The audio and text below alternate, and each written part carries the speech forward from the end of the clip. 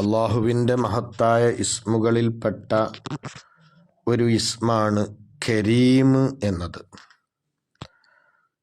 ഔദാര്യവാൻ എന്ന് നമുക്ക് ഇതിന് ഒറ്റ വാക്കിൽ അർത്ഥം പറയാം. പരിശുദ്ധമായ ഖുർആനിൽ 2 പ്രാവശ്യമാണ് ഈ ഇസ്മ വന്നത്. അതിൻ്റെ അബ്ജദിയത്ത് 270 ആണ്. വലിയ മഹത്വമുള്ളവൻ, വലിയ ഔദാര്യം ചെയ്യുന്നവൻ എന്നൊക്കെ ഇതിന് നമുക്ക് പറയാവുന്നതാണ്. ഔദാര്യം എന്നത് അതല്ലെങ്കിൽ കറമ് എന്നത് 3 രൂപത്തിൽ ഉണ്ട്. പരിശുദ്ധമായ ദാത്തിൽ കരീമാവുക, അതുപോലെ തന്നെ വിശേഷണങ്ങളിൽ കരീമാവുക, പ്രവർത്തനങ്ങളിൽ കരീമാവുക. അള്ളാഹു അവൻ്റെ ദാത്തിൽ കരീമാണ്, അങ്ങേയറ്റത്തെ മഹത്വമുള്ളവനാണ്. അള്ളാഹു അവൻ്റെ സിഫത്തുകളിൽ, വിശേഷണങ്ങളിലും കരീമാണ്. അള്ളാഹുവിൻ്റെ വിശേഷണങ്ങളൊക്കെ ഏറ്റവും മഹത്വമുള്ള വിശേഷണങ്ങളാണ്. അള്ളാഹു പ്രവർത്തനങ്ങളിൽ കരീമാണ്. പ്രവർത്തനങ്ങളിൽ കരീമാവുക എന്ന് പറഞ്ഞാൽ ചോദിക്കുന്നതിന് മുമ്പ് തന്നെ ആവശ്യം മനസ്സിലാക്കി നൽകുക, നൽകുമ്പോൾ തന്നെ യാതൊരു കയ്യും കണക്കുമില്ലാതെ നൽകുക എന്നൊക്കെയാണ് അതിൻ്റെ അർത്ഥം. അള്ളാഹുവിനോട് അടിമകൾ അവരുടെ ആവശ്യങ്ങൾ ചോദിക്കാതെ തന്നെ നിറവേറ്റിക്കൊടുക്കുന്നു. അതും യാതൊരു പരിധിയും നിശ്ചയിക്കാതെ അള്ളാഹു തആല കൊടുക്കുന്നു. കറമ് എന്ന് പറഞ്ഞാൽ വേഗത്തിൽ ഉത്തരം നൽകുക, ഖൈറുകളിലേക്ക് വേഗത്തിൽ പോവുക, നന്മകൾ പെട്ടെന്ന് തന്നെ ചെയ്യുക എന്നൊക്കെ അർത്ഥം ഉണ്ട്. അതേപോലെ തന്നെ അള്ളാഹു കരീമാണ് എന്ന് പറഞ്ഞാൽ എത്ര നൽകിയാലും അള്ളാഹുവിൻ്റെ ഖജനാവിൽ നിന്ന് ഒരല്പം പോലും കുറയുകയുമില്ല.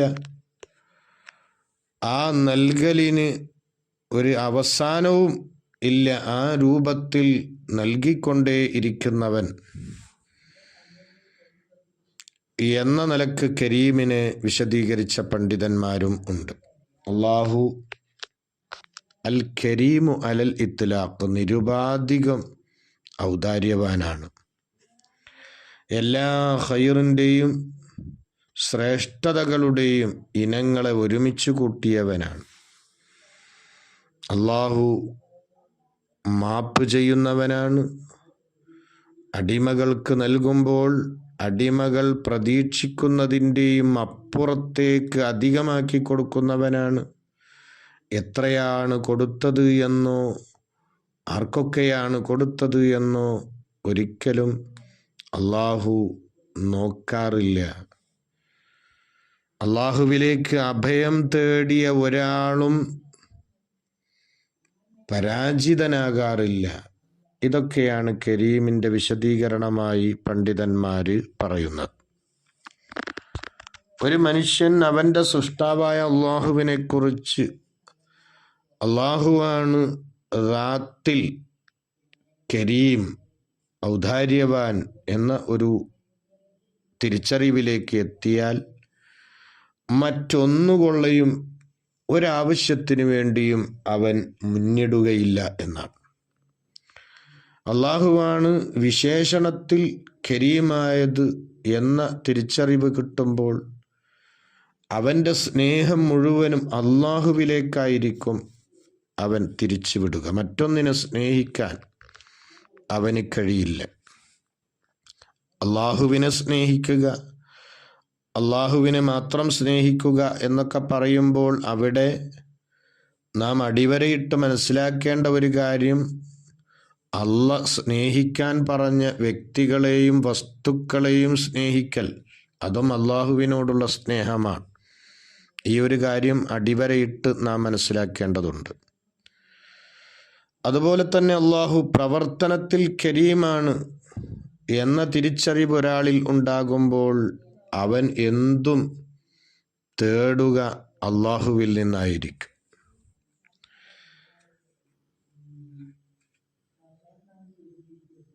ഈ ഇസ്മുമായിട്ട് തഅല്ലുഖ് ആകേണ്ടത് എങ്ങനെയാണ്? നിന്റെ എല്ലാ ആവശ്യങ്ങളെയും അള്ളാഹുവിലേക്ക് ഏൽപ്പിക്കുക. നിന്റെ ശരീരവും നിന്റെ മനസ്സും എപ്പോഴും അള്ളാഹുവിലേക്ക് മുന്നിട്ടുകൊണ്ടേയിരിക്കുക. നിന്റെ ഹിമ്മത്ത്, നിന്റെ മനക്കരുത്ത് അള്ളാഹു അല്ലാത്തവരിലേക്ക് തിരിയാതിരിക്കുക. ഈ നിലക്കാണ് ഈ ഇസ്മുമായിട്ട് ബന്ധം ഉണ്ടാകുമ്പോൾ നീ ആയിത്തീരുക. ഇനി ഈ ഇസ്മുമായിട്ട് സ്വഭാവം ശ്രദ്ധിക്കേണ്ടത് എങ്ങനെയാണ്? നീ ഒരു കരീമായി മാറണം. നീ ഔദാര്യവാനാകണം മറ്റു അടിമകൾക്ക്, മറ്റു സൃഷ്ടികൾക്ക്. അത് ജീവനുള്ള വസ്തുക്കളായാലും ജീവനില്ലാത്ത വസ്തുക്കളായാലും എല്ലാത്തിനും നീ ഔദാര്യം ചെയ്യുന്നവനാകണം. നീ നട്ടുവളർത്തുന്ന ചെടികൾക്ക് വെള്ളവും അതിനാവശ്യമുള്ള വളവും നൽകുന്നവനാകണം. മറ്റു ജീവികൾക്ക് ആഹാരപാനീയങ്ങൾ നൽകുന്നവനാകണം. എല്ലാ നിലക്കും നീ ഒരു ഔദാര്യവാനായി മാറുക എന്നതാണ് ഈ ഇസ്മു കൊണ്ട് സ്വഭാവം ശ്രദ്ധിക്കുക എന്നതുകൊണ്ട് ഉദ്ദേശിക്കുന്നത്. ഇവിടെ നാം അടിവരയിട്ട് കരീം എന്നതിൻ്റെ അർത്ഥതലം ഒരു ഹദീസിലൂടെ മനസ്സിലാക്കുന്നത് ഒന്നുകൂടി നല്ലതാണ്. ഹദീസിൽ കാണാം, അല്ലാഹു തആല കരീമാണ്, ലജ്ജയുള്ളവനാണ്. ഒരു മനുഷ്യൻ അവൻ്റെ 2 കരങ്ങൾ അള്ളാഹുവിലേക്ക് ഉയർത്തിക്കഴിഞ്ഞാൽ ആ 2 കൈകളെ സിഫറായി, 0മായി, അഥവാ ചോദിച്ച കാര്യം അവർക്ക് നൽകാതെ മടക്കുക എന്നത് അള്ളാഹു ലജ്ജിക്കുന്ന കാര്യമാണ്. അള്ളാഹു ലജ്ജിക്കുക എന്ന് പറഞ്ഞാൽ അള്ളാഹു ആ കാര്യം ചെയ്യുകയില്ല എന്നാണ് അതിന് അർത്ഥം. ഒരടിമ 2 കരങ്ങൾ ഉയർത്തി അള്ളാഹുവിനോട് എന്താവശ്യപ്പെട്ടാലും ആ അടിമയുടെ കരങ്ങൾ 0മായിട്ട് അള്ളാഹു ഒരിക്കലും മടക്കുകയില്ല. കാരണം അള്ളാഹു കരീമാണ് എന്നാണ് ഹദീസിലൂടെ നമുക്ക് പഠിപ്പിക്കപ്പെട്ടത്. കരീം എന്ന ഇസ്മുമായിട്ട് നമ്മൾ കൂടുതൽ ബന്ധം പുലർത്തുകയും അതുകൊണ്ട് സ്വഭാവം ശ്രദ്ധിക്കുകയും ചെയ്യുമ്പോൾ തീർച്ചയായും അള്ളാഹു എനിക്ക് എത്രമാത്രം ഔദാര്യമായ കാര്യങ്ങൾ നൽകുന്നുണ്ട്, അള്ളാഹുവിൻ്റെ വലിയ ഔദാര്യത്തിലാണല്ലോ ഞാൻ ജീവിക്കുന്നത് എന്ന നിലക്ക് ചിന്തിച്ച് അള്ളാഹുവിനോട് അടങ്ങാത്ത സ്നേഹം അവനിൽ ഉണ്ടാകും. അള്ളാഹുവിനോട് എല്ലാ നിലക്കുള്ള അദബ് പാലിച്ചുകൊണ്ടുള്ള ജീവിതം അവനിലുണ്ടാകും. ഏത് കാര്യവും അള്ളാഹുവിലേക്ക് ഭരമേൽപ്പിക്കുന്ന അവസ്ഥയുണ്ടാകും. അതേപോലെ തന്നെ കറമ് എന്ന സ്വഭാവം അവനിൽ ഉണ്ടാക്കാനുള്ള എല്ലാ പരിശ്രമങ്ങളും അവൻ ചെയ്യും. കറമ് ഉണ്ടാക്കുക എന്ന് പറഞ്ഞാൽ നമ്മിലുള്ള അല്ലെങ്കിൽ നമുക്കല്ലാഹു നൽകിയ സമ്പത്ത് മുഴുവനും ഇസ്രാഫാക്കി ചെലവഴിക്കുക എന്നൊന്നുമല്ല അതിൻ്റെ അർത്ഥം. പിശുക്ക് നാം കാണിക്കരുത്.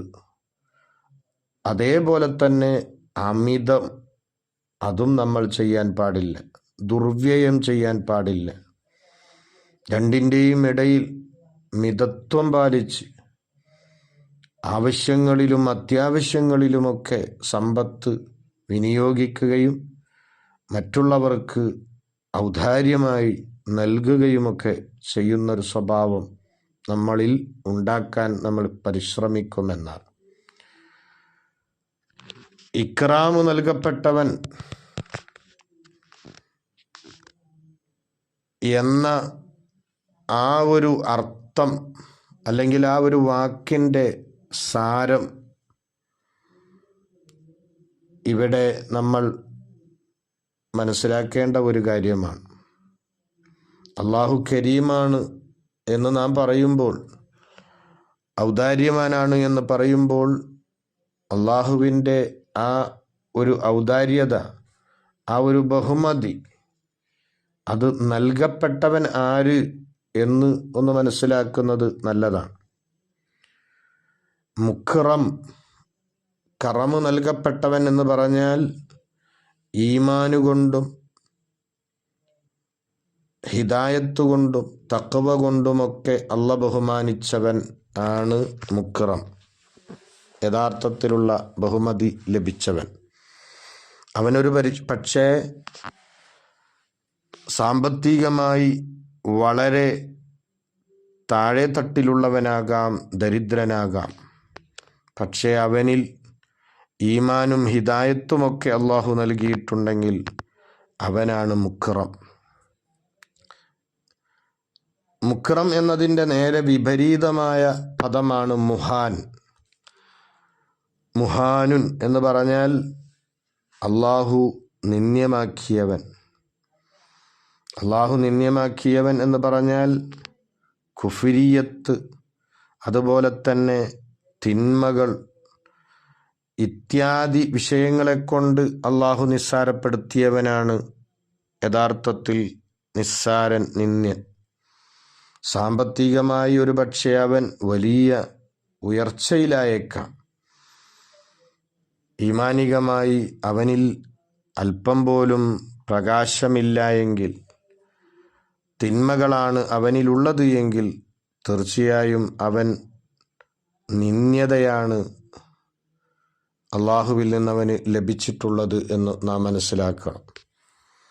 ഇത് പ്രത്യേകം പറയാൻ കാരണം, പല ആളുകളും അള്ളാഹുവിൻ്റെ ബഹുമതി ലഭിക്കുക എന്നുള്ളത് സാമ്പത്തികമായി ഉയർച്ച ലഭിക്കുക എന്ന നിലക്ക് മനസ്സിലാക്കുന്നു.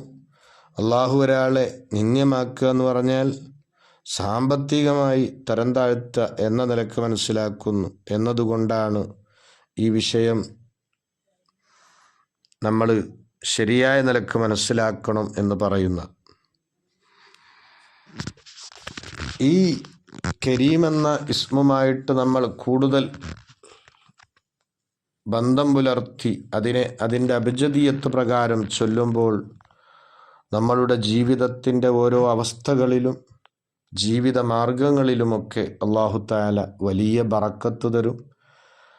പ്രയാസങ്ങളേതുമില്ലാതെ നമുക്കാവശ്യമായ റിസ്ഖ് അല്ലാഹു തആല നൽകും. ദാരിദ്ര്യം അവനെ ബാധിക്കുകയില്ല എന്നൊക്കെ പണ്ഡിതന്മാർ പറഞ്ഞിട്ടുണ്ട്. അല്ലാഹു അനുഗ്രഹിക്കട്ടെ. ആമീൻ.